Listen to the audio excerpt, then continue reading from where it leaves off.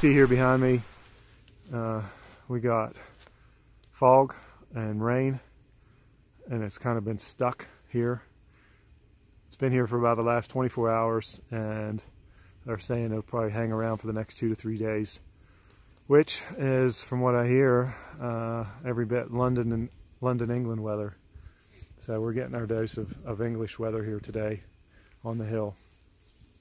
This front, it's moved in and I guess got hung up here in the mountains, which is normal. It doesn't happen often, but when we get fronts like this, it can sometimes get hung up and take several days to pass and to clear through.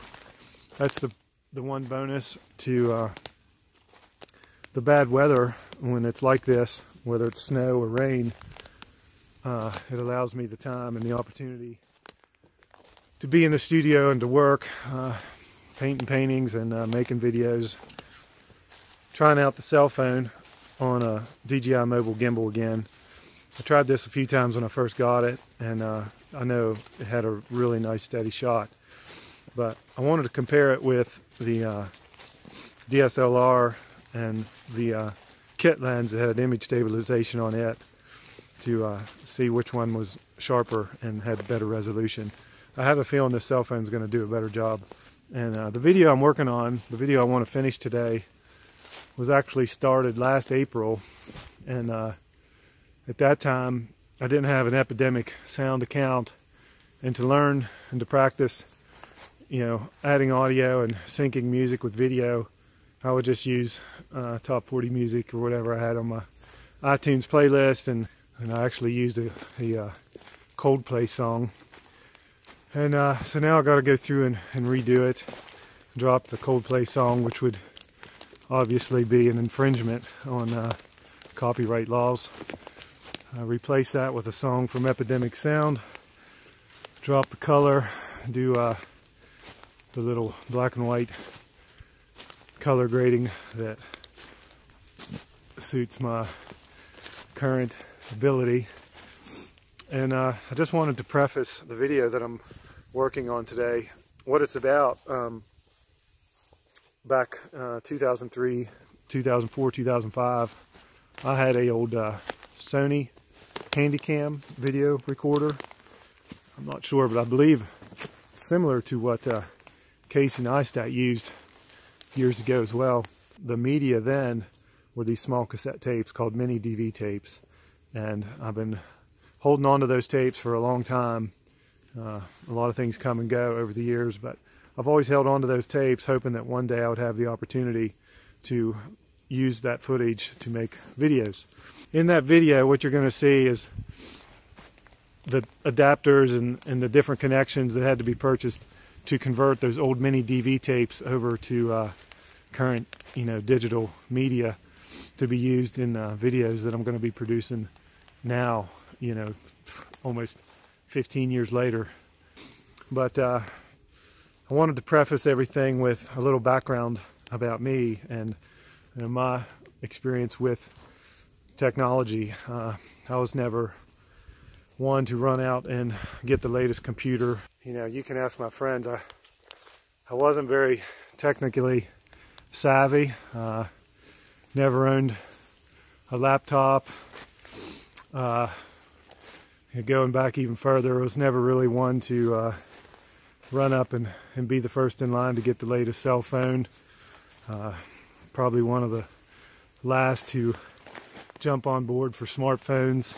Only in recent years have I begun to depend on them completely to, do my banking and to pay my bills and, use apps. I never really fooled around with the apps much, and never really wanted to be an active participant in social media of any kind.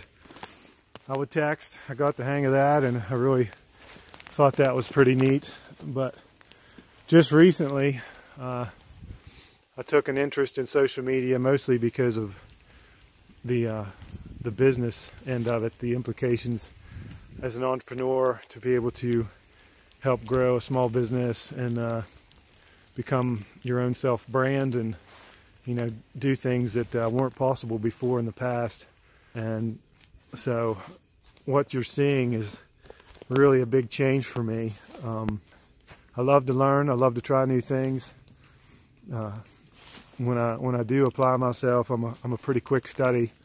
But I remember spending times in the computer lab, you know, hours spent pecking away at the keyboard to type these research papers, and not knowing how to save them to a disk, and you know, losing the whole thing. Somehow the computer would lock up or freeze up, and there I'd be stuck having to type the whole thing over again. It was very frustrating. So early on, I didn't have the best experience with computers, so I kind of sat it out for a long time, and just wanted to wait until things got more affordable, smaller, more compact, and had more capacity. And you know, you basically got a lot more bang for your buck.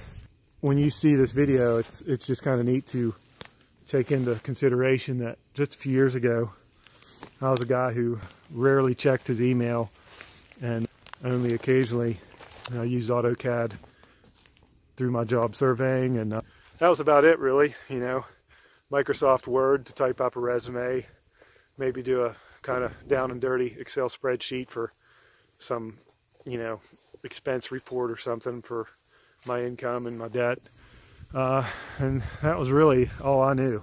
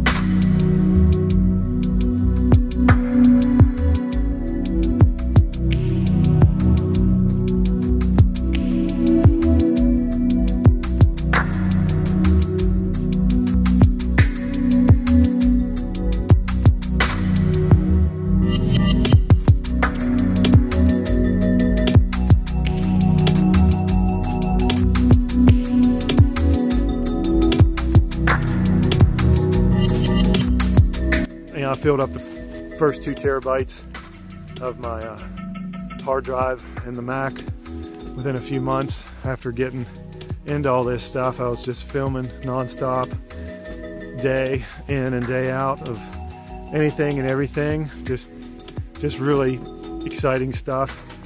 Always trying to keep the camera nearby. Now I'm putting out content, trying to do my best and have fun with it. And it's been great.